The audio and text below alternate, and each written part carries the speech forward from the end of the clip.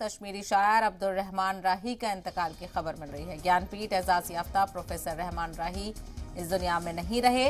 राही को नवरोज सबा के लिए पद्मश्री एजाज भी मिल चुका है। अदबी दुनिया में गम और अफसोस की लहर देखी जा रही है।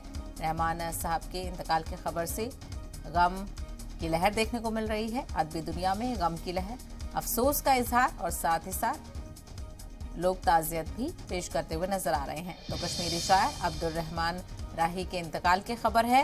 ज्ञानपीठ एजाज याफ्ता प्रोफेसर रहमान राही अब इस दुनिया फानी को अलविदा कह गए हैं।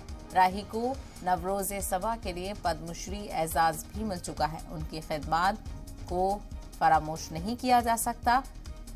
लिटरेचर की दुनिया में उन्होंने कई तरह के कारनामे अंजाम दिए हैं और साथ ही साथ अदबी दुनिया में जिस तरह से उन्होंने काम किया है वो सभी के सामने है। ऐसे में कश्मीर में गम की लहर देखने को मिल रही है और साथ ही साथ लोग अफसोस का इजहार कर रहे हैं।